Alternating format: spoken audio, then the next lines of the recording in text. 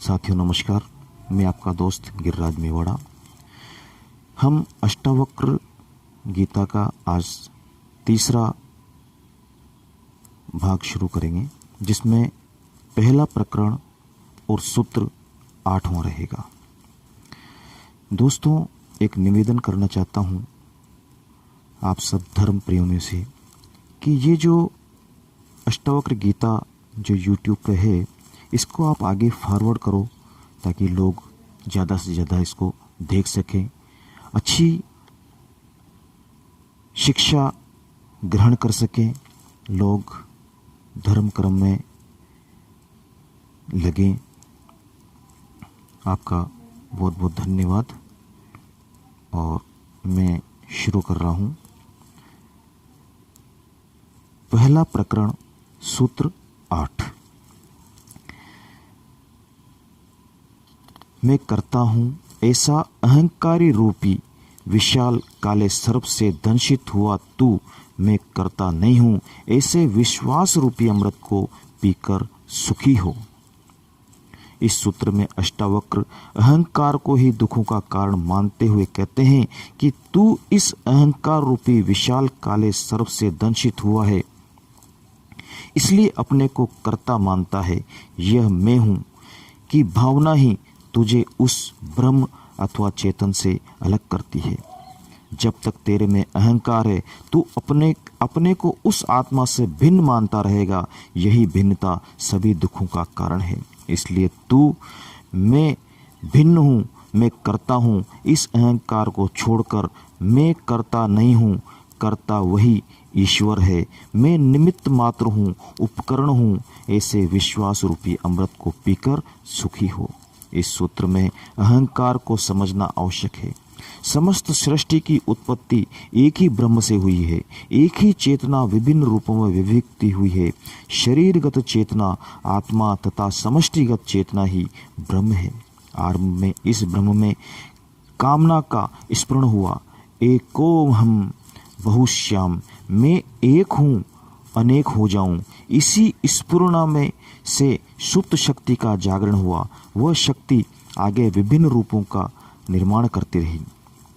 इन विभिन्न रूपों में व्याप्त चेतना को उस परम चेतना से पृथकत्व का अनुभव हुआ, जिससे मैं भाव उत्पन्न हुआ। यह मैं भाव ही स्वचेतना के उस विराट चेतना से पृथकत्व का कारण बना।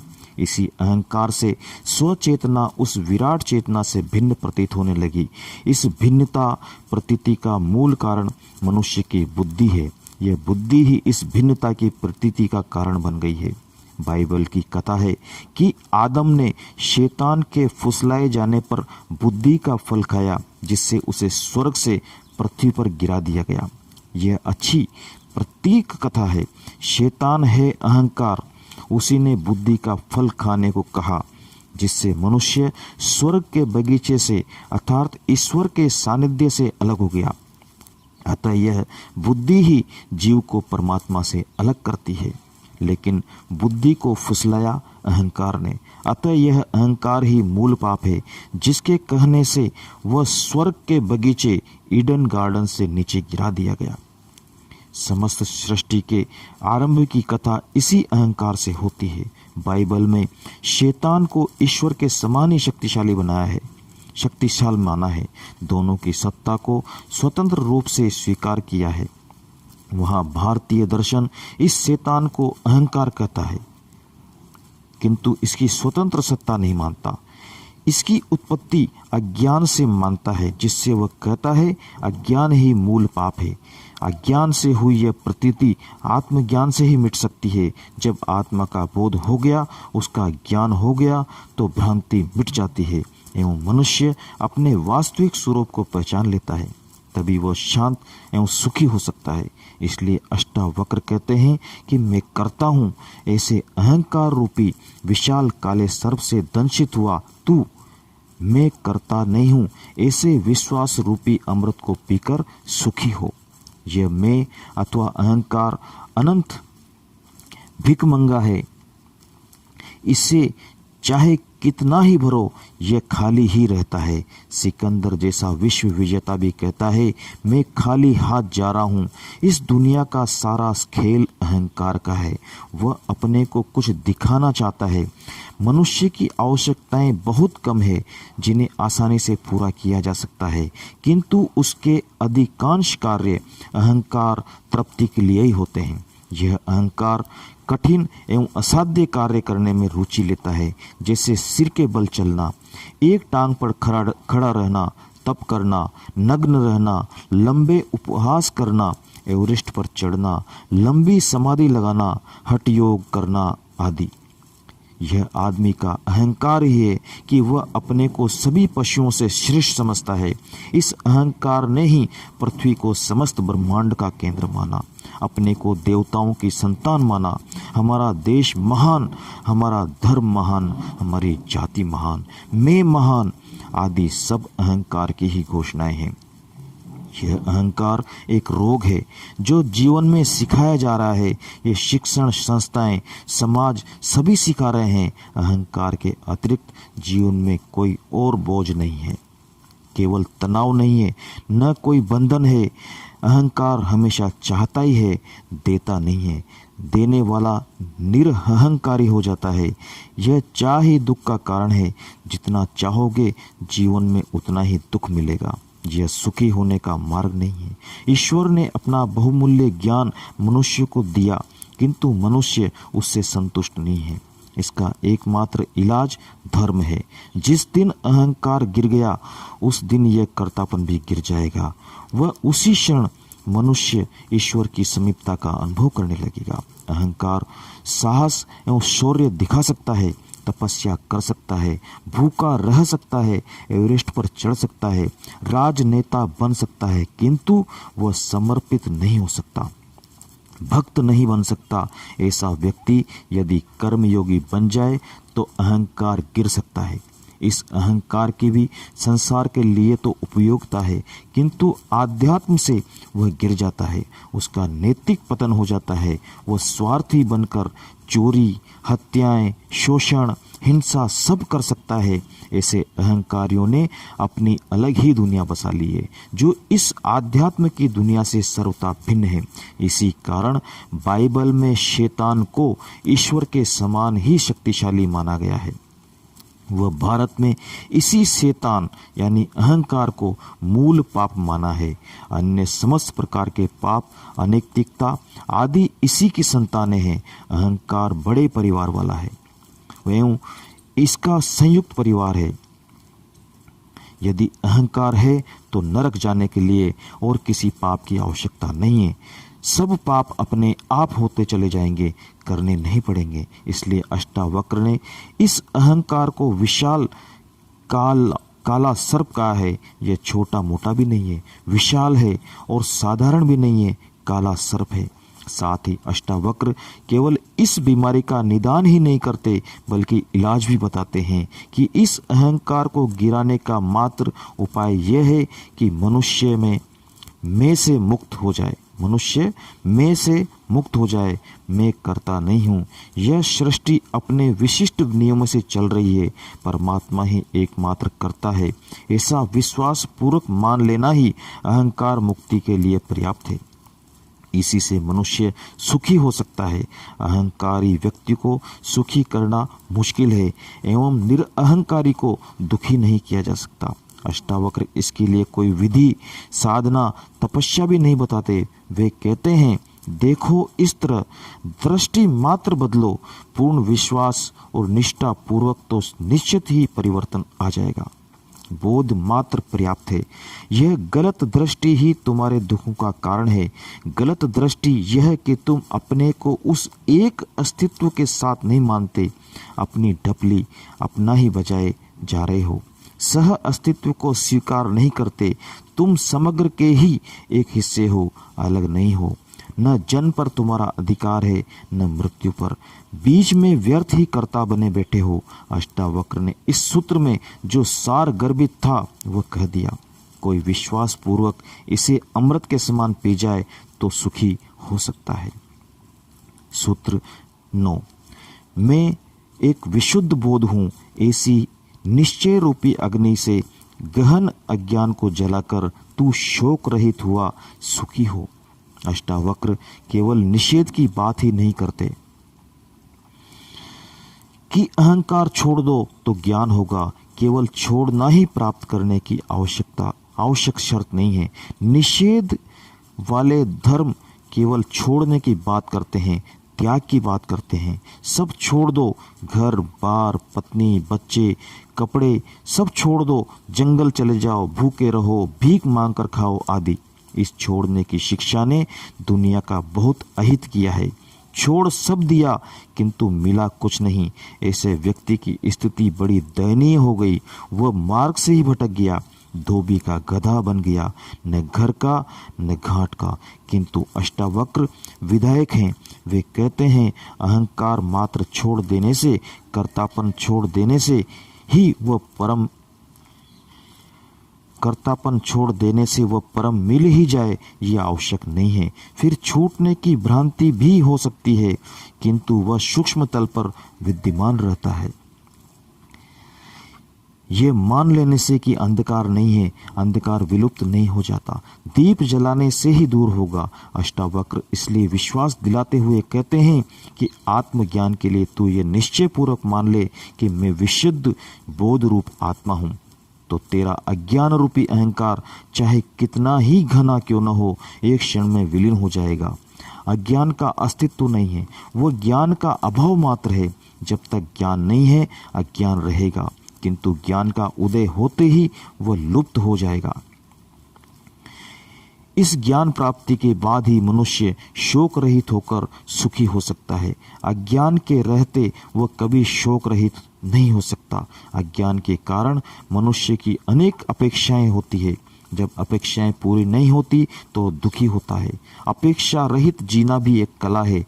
जो मिला है वह अमूल्य है, इसी में संतोष करके जीना, कृतज्ञ भाव से जीना ही परम सुख है। जितनी अपेक्षाएं बढ़ती है दुख उससे कई गुना बढ़ जाता है। जीवन में ऐसा कभी किसी के साथ नहीं हुआ कि उसकी संपूर्ण अपेक्षाएं पूरी हो गई हों। यह जानते हुए कि मनुष्य अपेक्षाएं किया जा रहा है वह दुखी होता है। इसका कारण वह स्वयं ही है, कोई दूसरा नहीं। यह अज्ञान ही है जो विशुद्ध बोध से ही नष्ट हो सकता है। समझ ही पर्याप्त है। सूत्र 10। जहाँ यह विश्व रस्सी में सर्प के समान कल्पित भासता है, वही आनंद परमानंद बोध है। अतः तू सुख पूर्वक विचर। अष्टावक्र जी इस सूत्र में आत्मा एवं सृष्टि का संबंध बताते हुए कहते हैं कि आत्मा अरूप है, निराकार है। उसी निराकार का साकार रूप यह सृष्टि है। आकार बनते हैं वह बिगड़ते हैं, किंतु मूल तत्व वही रहता है। स्वर्ण से विभिन्न आभूषण बनते हैं, उन्हें गलाकर पुनः विभिन्न आभूषण बनाए जाते हैं, किंतु मूल तत्व स्वर्ण वही रहता है। जो बनते बिगड़ते हैं वे अनित्य हैं, शाश्वत नहीं हैं। शाश्वत वही चैतन्य आत्म तत्व है। आध्यात्म में इसी अनित्य को भ्रम कहा गया है। यह आज दिखाई देता है, कल नहीं रहेगा, इसलिए इसका सहारा लेना ही भ्रांति है, मूर्खतापूर्ण है। फिर अष्टावक्र कहते हैं कि सृष्टि रस्सी में जिस प्रकार कल्पित सर्प भासता है, वैसे ही यह सर्प के समान दिखाई देता है, किंतु है यह रस्सी जैसी। केवल तुम्हारी मनोदृष्टि से ही यह सर्प के समान दिखाई देती है। जैसी है उसका ज्ञान तुम्हें नहीं है। मनुष्य के मन में जैसे भाव होते हैं, यह संसार उसे वैसा ही दिखाई देता है, किंतु संसार उससे भिन्न होता है। मन में भूत का भय रहने पर जंगल में क्या घर में ही भूत दिखाई देगा। स्वप्न में भी भूत आकर छाती पर बैठ जाएगा। किसी को चांदनी प्यारी लगती है तो विरही को वह आग जैसी ज्ञात होती है। सुखी आदमी को अपना घर अच्छा लगता है तो दुखी को वही खाने को दौड़ता है। किसी को रस्सी में सांप दिखाई देता है तो तुलसीदास जी को सांप भी रस्सी दिखाई दिया। किसी के लिए यह संसार फूलों की बगिया है तो किसी के लिए यह कांटों का वन है, जिसमें उलझ कर लोग मर रहे हैं। कुछ कहते हैं ईश्वर ने सृष्टि बनाई, यह बहुत सुंदर है, पर्वत, नदी, झरने, मैदान, वन, समुद्र, बादल, इंद्रधनुष, सूर्य, चांद बड़े सुंदर हैं, तो कुछ को इसमें दुख ही दुख दिखाई दिया। यह सब मनुष्य की दृष्टि है, उसके देखने का ढंग है। उसकी जैसी मानसिक स्थिति होती है वैसी ही सृष्टि दिखाई देती है। यह दोष सृष्टि का नहीं, देखने वाले की दृष्टि का है। इसी प्रकार ज्ञानी व अज्ञानी भी अपनी अपनी दृष्टि इसी प्रकार ज्ञानी व अज्ञानी की भी अपनी अपनी दृष्टि है। अज्ञानी को यह सृष्टि सत्य दिखाई देती है, किंतु इसे शाश्वत भी मानता है कि यह सृष्टि अनादि है, इसको बनाने वाला कोई नहीं है, यह सृष्टि ही सत्य है, इससे परे कोई सत्य नहीं है।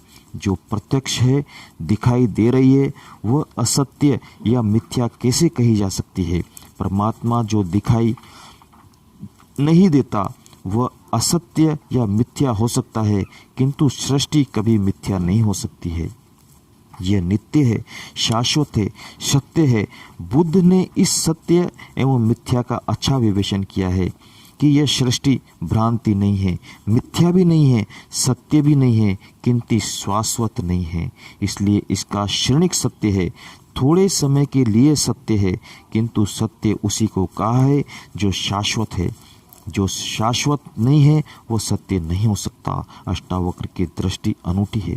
वे इन सब विवादों से ऊपर मर्म की बात कर रहे हैं। सभी अद्वैतवादी ऐसी ही रस्सी में सांप का, सीपी में चांदी का, मृग मरीचा का, गहनों में सोने का व घड़े में मिट्टी का उदाहरण देते हैं। अष्टावक्र भी कहते हैं कि यह विश्व रस्सी में सर्प की भांति कल्पित भासता है।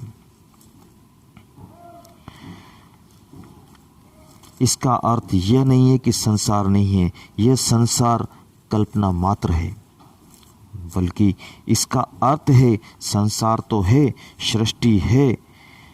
ये वन, पर्वत, नदियाँ, झरने सभी हैं, ये जीव जंतु, वनस्पति आदि सभी हैं, किंतु इससे सुख की आशा करना मृग मरीचि के समान है जो कभी मिल नहीं सकता। यदि संसार में सुख मिलता तो आज की दुनिया भौतिक दृष्टि से बड़ी संपन्न है। आज कृषि विज्ञान, यातायात, दूरदर्शन, दूरश्रवण आदि में अभूतपूर्व प्रगति की है।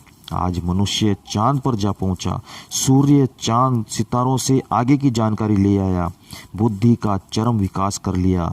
जैसा लाखों वर्ष में नहीं हुआ वैसा इन 400 वर्षों में कर दिखाया। आज सामान्य मनुष्यों को भी घर में जितनी भौतिक वस्तुएं प्राप्त है उतनी 500 वर्षों पहले बड़े बड़े संपन्न व्यक्ति को भी प्राप्त नहीं थी। फिर क्या कारण है कि मनुष्य दुखी है? वास्तविकता यह है कि मनुष्य की जितनी सुविधाएं बढ़ी है उतना ही वह अधिक दुखी हुआ है। आज जितनी चिकित्सा सुविधाएं बढ़ी है उतनी ही बीमारियां भी बढ़ गई है। जितने न्यायालय बढ़े उतने ही जुर्म बढ़ गए हैं। जितनी भौतिक वस्तुएं सुविधाएं बढ़ी उतना ही मनुष्य का नैतिक पतन अधिक हुआ। जितना ज्ञान बढ़ा उतना ही अज्ञान भी बढ़ गया। जितने साधु, संत, मंदिर, मस्जिद, गुरुद्वारे बढ़े उतना ही अधर्म भी बढ़ गया। जितना कृषि का व उद्योगों का विकास हुआ उतना ही भूखमरी व बेकारी भी बढ़ गई। जितना अच्छाई लाने का प्रयत्न किया गया उतनी ही बुराई अपने आप बढ़ती गई। एक विपरीत समानांतर व्यवस्था अपने आप बन गई। क्या कारण है इसका? इसका उत्तर किसी के पास नहीं है। केवल आध्यात्म ही इसका उत्तर देता है कि इस सृष्टि में, इस संसार में, इन भोगों में सुख ढूंढना मूर्खता है। यह मृग मारीचिका है, कभी मिल नहीं सकता, क्योंकि बाह्य वस्तुओं में सुख है ही कहाँ, मिलेगा कहाँ से? वह सुख का सागर, वह आनंद का सागर जो तुम्हारे भीतर बह रहा है, जिसे प्राप्त किए बिना सुख नहीं मिल सकता, आनंद नहीं मिल सकता, उसे पालो तो तुम धन्य हो जाओगे। स्वामी राम तीर्थ ने कहा है, to seek pleasure in worldly objects in vain when the home of bliss is within you. सांसारिक विषयों में आनंद ढूंढना व्यर्थ है, इस आनंद का निवास तुम्हारे भीतर ही है। अष्टावक्र इसी सत्य को प्रकट करते हुए कहते हैं कि यह संसार रज्जू के समान है, निर्जीव है, प्रकृति मात्र है, भौतिक है। यह तुमको न सुख देता है न दुख, निरपेक्ष है। यह तुम्हारे ऊपर है कि तुम इसका कैसा उपयोग करते हो। यह सर्पवत नहीं है, तुम्हें इससे डरने की आवश्यकता नहीं है, विवेक से इसका उपयोग करना है, किंतु तुम इसमें सर्प की कल्पना करते भागे जा रहे हो, पसीना पसीना हो रहे हो, सर्पवत देखकर तुम्हारे हृदय की धड़कन बढ़ गई है। यह सब तुम्हारी भ्रांति के कारण है कि तुमने रस्सी को सर्प समझ लिया है। तुम्हारी यह भ्रांति अज्ञान के कारण पैदा हुई है। अज्ञान अंधकार के कारण तुम इसके वास्तविक स्वरूप को नहीं देख पाए, इसलिए भ्रांति हुई है। अतः तुम ज्ञान चक्षुओं से जब तक इसका वास्तविक स्वरूप नहीं देख लोगे तब तक भ्रांति मिटेगी नहीं। तुम ज्ञान प्रकाश से उसे देखना तो चाहते नहीं, वह हनुमान चालीसा का पाठ करते हुए भागे जा रहे हो। इससे तुम्हारी भ्रांति मिटेगी नहीं, वह तुम्हारी मानसिक दशा है। तुम भाग भी गए तो भी वह सर्प स्वप्न में तुम्हारी छाती पर चढ़ बैठेगा। अतः इस मानसिक बीमारी का इलाज केवल प्रत्यक्ष दर्शन है। तुम वास्तविकता जान लो, अपनी आंखों से देख लो, अन्य विधि काम नहीं आएगी। यही इस सूत्र का सार है। साथ ही अष्टावक्र जनक को कहते हैं कि वह संसार सत है या असत, अच्छा है या बुरा, रस्सी है या सर्प, इससे कोई प्रयोजन नहीं। तू संसार नहीं है, न तू संसारी है, तेरे लिए भय का कोई कारण नहीं है। तू आत्मा है, जो आत्मा परमानंद का भी आनंद है। फिर तेरे में दुख भय आदि कैसे व्याप्त हो सकता है?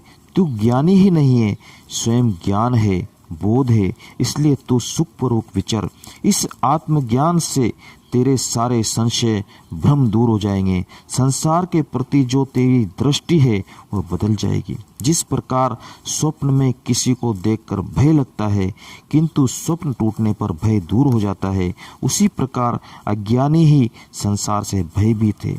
ज्ञान होने पर वह इस काल्पनिक भय से मुक्त हो जाता है। सूत्र 11। मुक्ति का अभिमानी मुक्त है और बुद्ध का अभिमानी बुद्ध। यहाँ यह किद्वंती सत्य है कि जैसी मति होती है वैसी ही गति भी होती है। इस सूत्र में अष्टावक्र कहते हैं कि जैसी मति वैसी ही गति होती है। यह आध्यात्म का एक सूत्र है। एक सूत्र और है कि अंतमति सो गति, अतः यानी मृत्यु के समय जैसी मति होती है वैसी ही गति होती है। इस मत की पुष्टि के लिए कई कथाएं हैं। कृष्ण ने गीता में कहा है कि अनासक्त पुरुष कर्म करता हुआ परम पद को प्राप्त होता है। जनकादि ज्ञानी जन भी आसक्ति रहित कर्म द्वारा ही परम सिद्धि को प्राप्त हुए हैं। गीता 3:11-20 3:99-20। गीता में यह भी कहा है, योग कर्मसु कौशलम, योग ही कर्म में कुशलता है। जो योग में स्थिर होकर अर्थात स्थित प्रज्ञ होकर कर्म करता है वह भी मुक्ति का अधिकारी है। आध्यात्म में ऐसे अनेकों उदाहरण हैं जिनसे यह सिद्ध होता है कि कर्म बंधन नहीं है। उसके प्रति जो आसक्ति है, जो राग है, वही बंधन है। बंधन के भय से कर्म छोड़ देना भी पाप है एवं आसक्ति त्याग कर कर्म करना भी मुक्ति का साधन है। अतः पाप पुण्य कर्म में नहीं, आसक्ति में है। निष्काम कर्म बंधन नहीं बनता। इस कर्म के संबंध में बड़ी भ्रांत धारणाएं फैली हुई है कि कर्म बंधन का कारण है, किंतु वे कर्म बंधन बनते हैं जो आसक्ति, राग, द्वेष, ईर्ष्या, बदला लेने की भावना आदि से किए जाते हैं। कर्म का कारण शरीर नहीं है, मन है। पहले विचार आते हैं तब कर्म होता है। मृत्यु के बाद शरीर तो छूट जाता है किंतु मन साथ जाता है। मन के साथ विचार, वासनाएं, आकांक्षाएं, इच्छाएं, अपेक्षाएं आदि है। उपनिषद कहते हैं कि मन ही बंधन और मुक्ति का कारण है। मन में जैसी भावना होती है वैसी ही मनुष्य की गति होती है। यादृशी भावनाएं यय सिद्धि भरवती तादृशी, जिसकी जैसी भावना होती है उसको वैसी ही सिद्धि मिलती है। पाप पुण्य का फल न कर्म में होता है न उसके फल में, वह कर्ता की भावना में ही होता है। इसी तथ्य को अष्टावक्र कहते हैं कि मैं मुक्त हूँ। ऐसा जो मानता है वह मुक्त है, तथा अपने को जो बुद्ध मानता है वह बुद्ध है। केवल दृढ़ निश्चय के साथ मानना ही पर्याप्त है। मुक्ति कृत्य का परिणाम नहीं है, वह ज्ञान का फल है। आत्मज्ञानी भी यदि अपने को बुद्ध मानता है तो वह भी मुक्त नहीं है। वासनाग्रस्त वासनाएं उसे फिर खींच लेगी। आत्मज्ञान के बाद भी उसे मुक्ति की भावना करना आवश्यक है। ये सभी कर्म बंधन अज्ञानी के लिए है। अज्ञानी यदि ये मान भी ले कि मैं मुक्त हूँ तो भी वो मुक्त नहीं हो सकता। ऐसा मानना पाखंड मात्र है। यहाँ यह भेद समझ लेना आवश्यक है कि यह सूत्र आत्मज्ञानी के लिए सत्य है, अज्ञानी के लिए नहीं कहा गया है। सूत्र 12। आत्मा साक्षी है, व्यापक है, पूर्ण है, एक है, मुक्त है, चैतन्य स्वरूप है, क्रिया रहित है, असंग है, निष्प्रय है यानी इच्छा रहित है, शांत है। यह भ्रम से संसारी है यानी बंधन ग्रस्त है, भासता है। इस सूत्र में अष्टावक्र जनक से कहते हैं कि तुम आत्मा ही हो। आत्मा तुम्हें प्राप्त नहीं करनी है, वह तुम्हें प्राप्त ही है। ऐसा भी नहीं है, क्योंकि ऐसा मानने से तुम्हारे व आत्मा में भिन्नता की प्रतीति होती है। यह भिन्नता है ही नहीं, तुम स्वयं आत्मा हो। केवल अज्ञान के कारण तुम उसे भूल गए हो। ऐसा ज्ञान उसे ज्ञान द्वारा बोध द्वारा जाग कर देखना मात्र है, पुनः स्मृति में लाना मात्र है और कुछ करना नहीं है।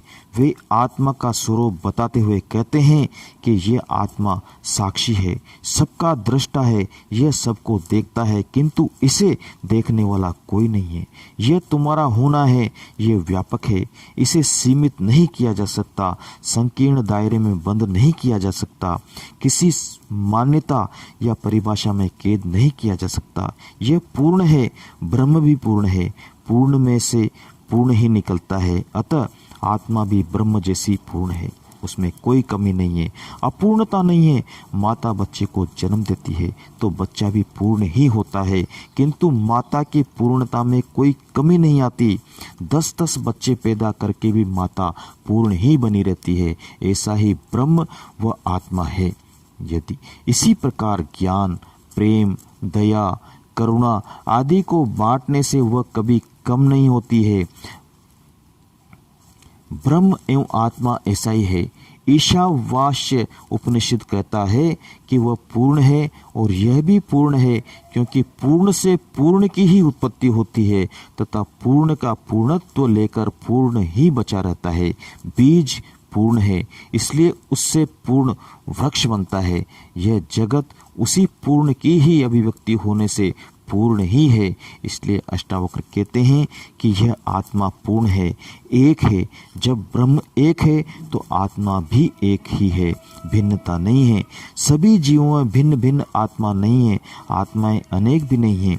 जिस प्रकार आकाश सर्वत्र व्याप्त है, भीतर और बाहर सभी जगह खुले आकाश, घड़े के भीतर के आकाश व शरीर के भीतर के आकाश में भिन्नता नहीं है, उसी प्रकार आत्मा में भी भिन्नता नहीं है।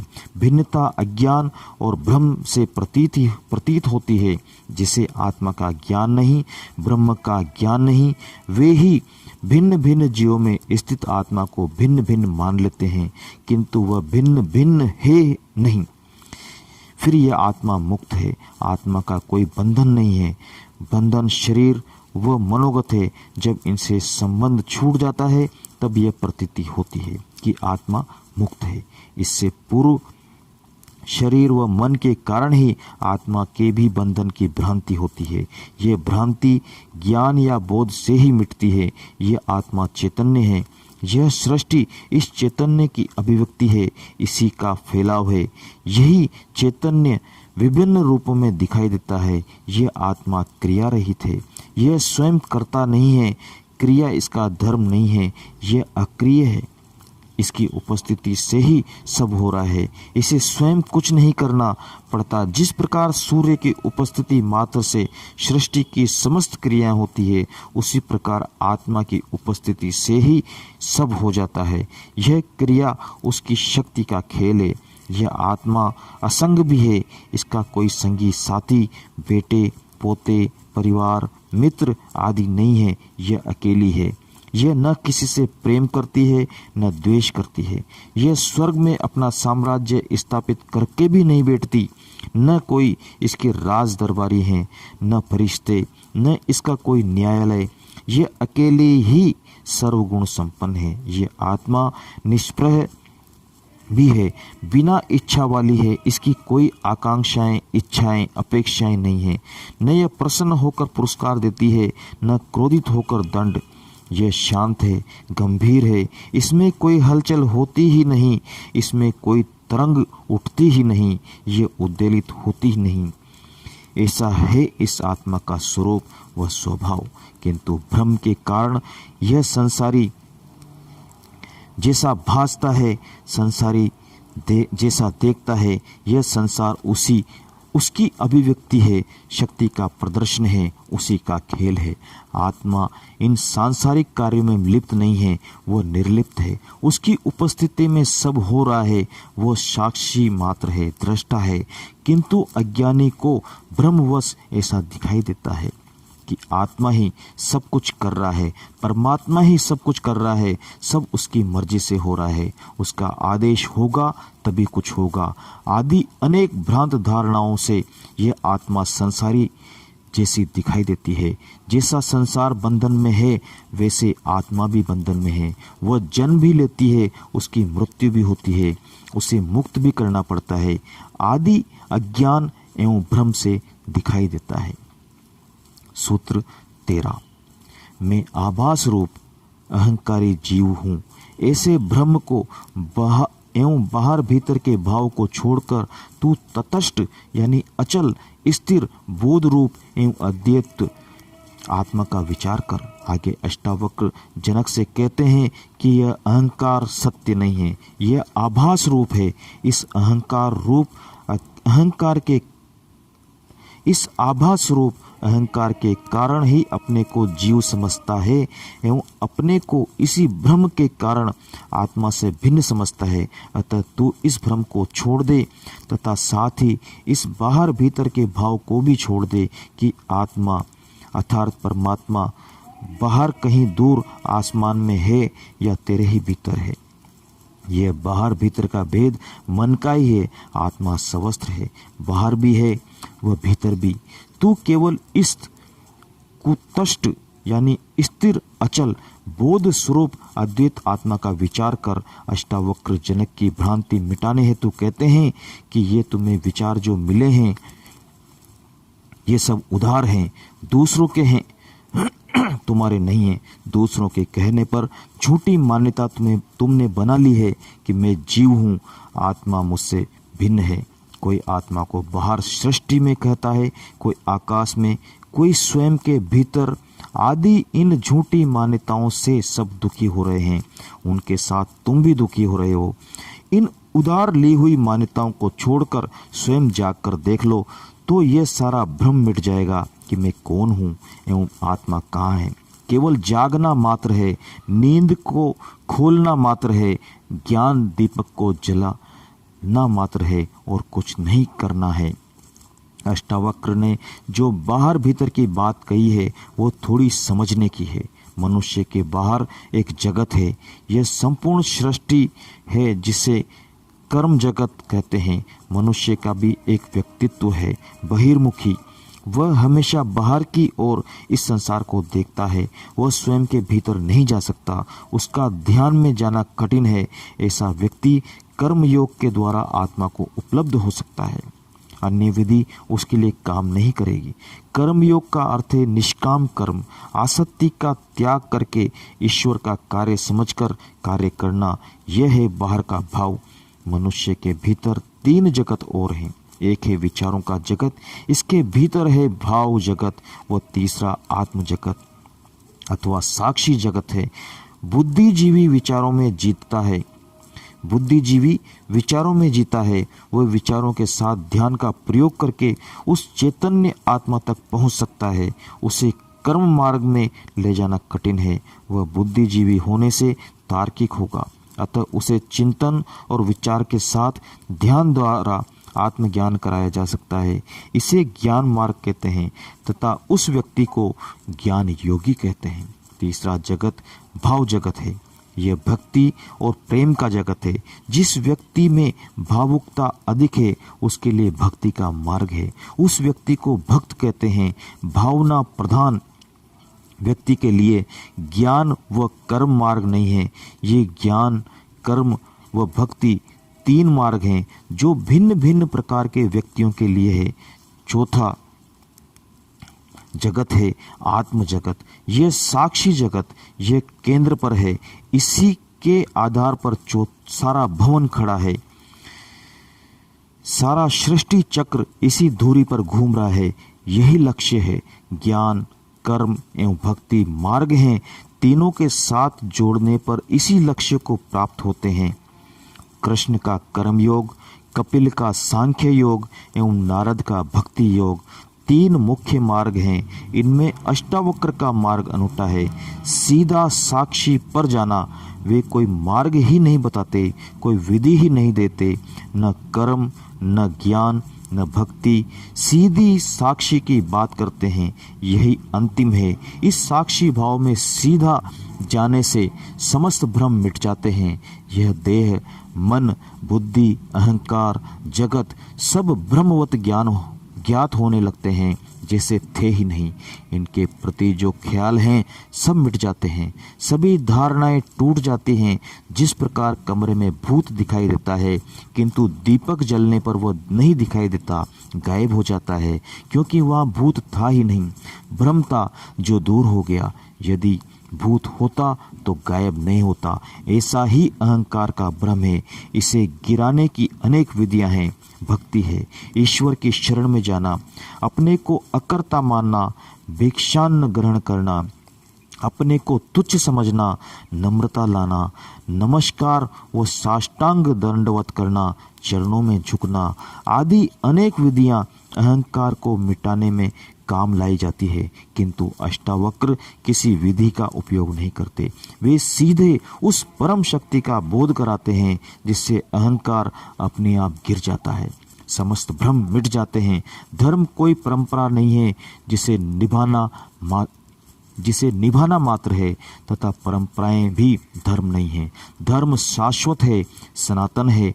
धर्म आदमी ने धर्म नहीं बनाया, धर्म के द्वारा आदमी बनाया गया है। धर्म आदमी से पूर्व था। धर्म नया पुराना भी नहीं होता है। अस्तित्व ही धर्म है। धर्म है मनुष्य की पूर्ण क्रांति, महाक्रांति। इससे मनुष्य पूर्ण रूपेण बदल जाता है। वह सत्य को उपलब्ध नहीं होता है, स्वयं सत्य हो जाता है, ज्ञान हो जाता है। धार्मिक व्यक्ति पारंपरिक नहीं होता है। वह परंपरा के अनुसार नहीं चलता, वह नई परंपराएं बनाता है। इसलिए इस परंपरा वाले जगत में उसे पसंद नहीं किया जाता। यही कारण था कि जीसस को सूली दी गई, मंसूर के हाथ पांव काटे गए, गांधी पर गोली चलाई गई, सुकरात को जहर दिया गया, मीरा को जहर दिया गया आदि। इस जड़ सृष्टि में चेतन का क्या उपयोग हो सकता है? अज्ञानियों की दुनिया में एक आध ज्ञानी का कहाँ निर्वाह हो सकता है?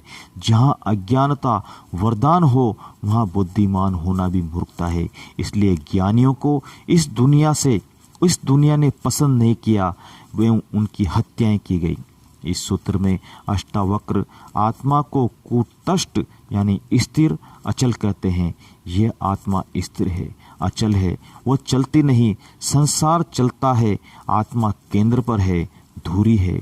संसार परिधि है, परिधि ही चलती है, केंद्र या धुरी नहीं चलते। धुरी के स्थिर रहने से ही संसार को गति मिलती है। परिधि पर गति सर्वाधिक होगी। वह ज्यों-ज्यों केंद्र के समीप जाते हैं गति कम होती जाती है। अधार्मिक की गति सर्वाधिक होगी। वह ज्यों-ज्यों धार्मिक होता जाएगा गति कम होती जाएगी।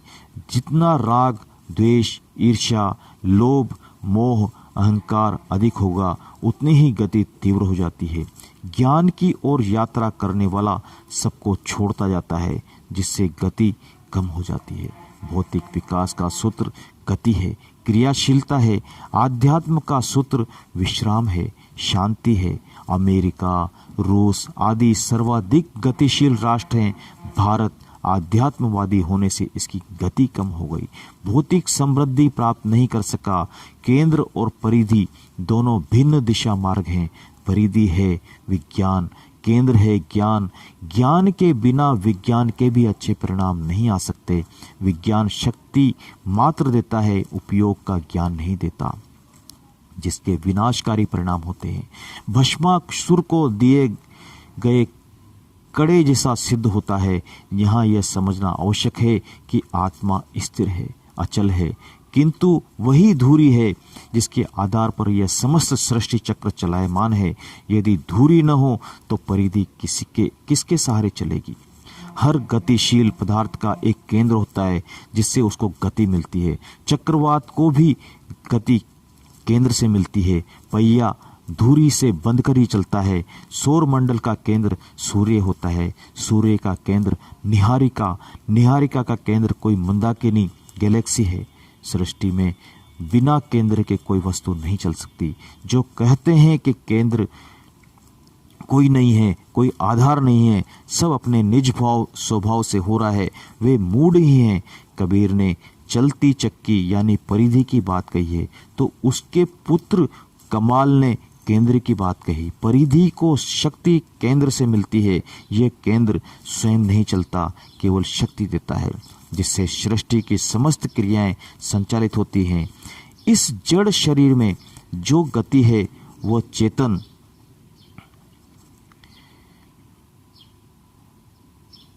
की ही है।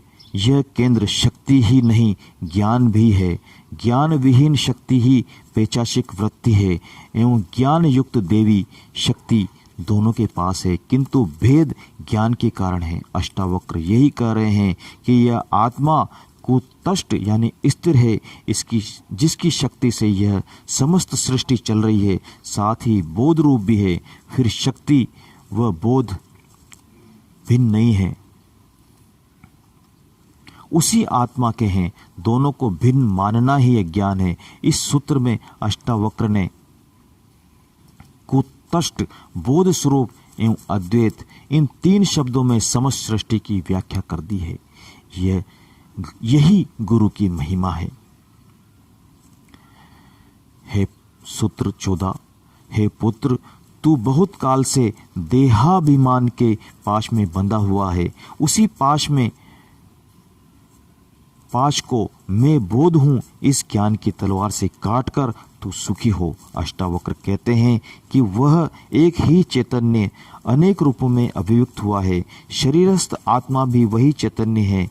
यह शरीर उसी का फैलाव मात्र है, जो यद्यपि भौतिक पदार्थों से बना प्रतीत होता है, पंच तत्वों से बना प्रतीत होता है, किंतु इन पंच तत्वों का निर्माण भी उसी चैतन्य से हुआ है। उसी आत्मा का विकास मात्र है। शरीर दृश्य आत्मा है और आत्मा अदृश्य शरीर है, भिन्न नहीं है। किंतु तेरी भ्रांति यही है, तू अपने को केवल शरीर मात्र मानता है, आत्मा नहीं मानता। इस एकत्व भाव की विस्मृति से ही तू देहाभिमान के पाश में बंध गया है। तुझे किसी ने बांधा नहीं है, स्वयं के भ्रम से ही बंधा है। यह शरीर और आत्मा के भिन्न होने की भ्रांति भी तुझे बहुत समय से है, अनेक जन्मों से है। इसलिए अनेक जन्मों से तू इस शरीर के अभिमान के कारण बंधन में रहा है। इस बंधन से मुक्त होने का एकमात्र उपाय बोध है, क्योंकि यह बंधन वास्तविक नहीं है। यदि वास्तविक होते तो इन्हें तोड़ने के लिए किसी क्रिया अथवा साधन की आवश्यकता होती, किंतु यह देह मेरी है, यह आत्मा से भिन्न है, ऐसी धारणा भ्रम मात्र है, कल्पना मात्र है। अतः इस ब्रह्म को मैं शरीर नहीं हूँ, बोध मात्र हूँ, इस ज्ञान रूपी तलवार से काटकर मुक्त हो जा, सुखी हो जा। ब्रह्म का इलाज विश्वास से ही होता है। वहाँ एलोपैथी की दवा काम नहीं करती। भूत का इलाज भोपी ही कर सकते हैं। वहाँ बाबा जी की धूणे की राख ही काम देगी। डॉक्टरों का इंजेक्शन काम नहीं करेगा। घर में भूत दिखाई देने का भ्रम दीपक जलाकर देखने से ही दूर होगा।